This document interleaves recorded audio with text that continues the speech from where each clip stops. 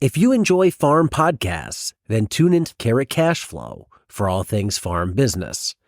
Join us as we explore the latest trends, tips, and stories from market farmers running businesses just like yours. Whether you're a seasoned farmer or just starting out, our podcast has something for everyone. Listen in and grow with us. Available on all major podcast platforms. Don't miss out. Subscribe to Carrot Cash Flow today. What would you say if somebody said, can you make a living farming? Answer that however you want.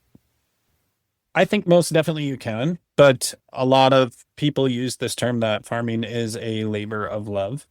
I don't always have the best work-life balance because when the staff go home, what's not finished is nobody's there to finish it for you. And we struggle with that.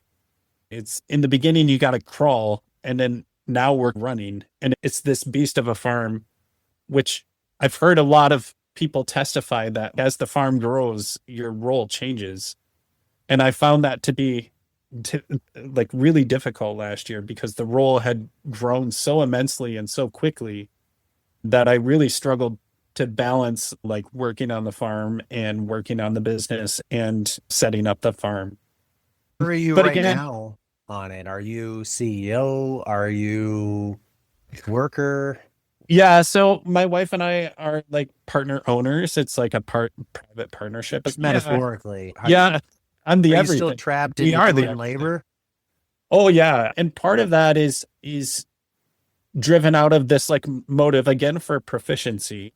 Last year, because I was overwhelmed with doing everything, I would say just pay the staff to harvest everything, pay the staff to package everything, pay the staff to sell everything.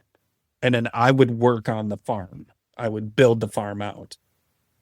Whereas this year, again, going with that model of proficiency, I'm looking at, okay, how much of the work can I do before I need to bring staff in to help me with the remainder of the work?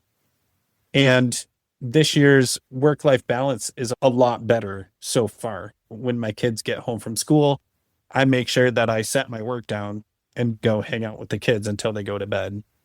When they're up in the morning and we're getting them ready for school, I'm present for that. Like the farm can wait for me to start.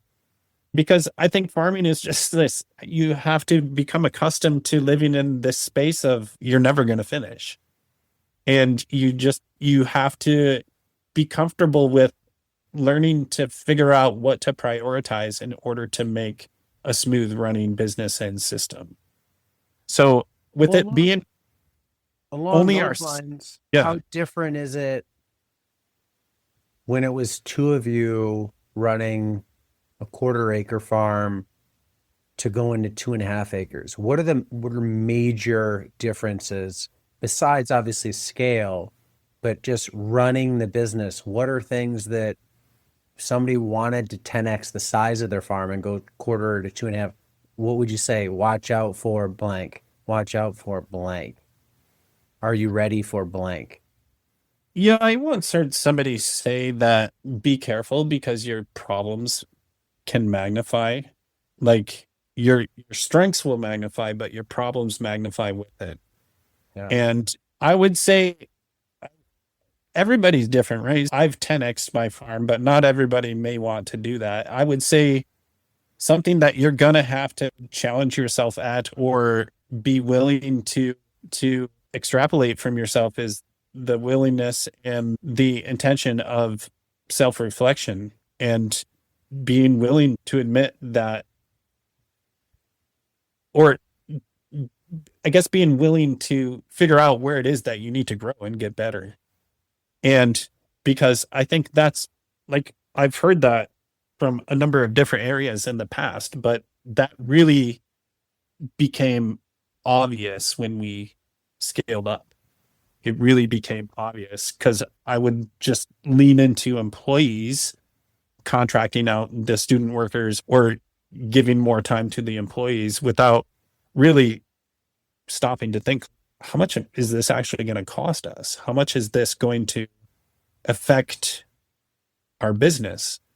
And yeah, and because I've always been the risky one financially in our business relationship, and my wife has always been the conservator, the saver, and she's often the one to say to me, "Hey, let's slow down here. Let's examine this. Is this the right thing? Should we actually be doing this? Can we actually afford this?" Whereas I'm just like fly by the seat of my pants and figure it out as we go.